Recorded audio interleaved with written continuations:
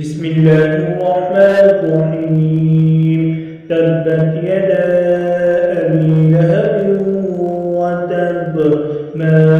أغنى عنه ماله وما كسب سيصلى نارا ذات لهب وامرأته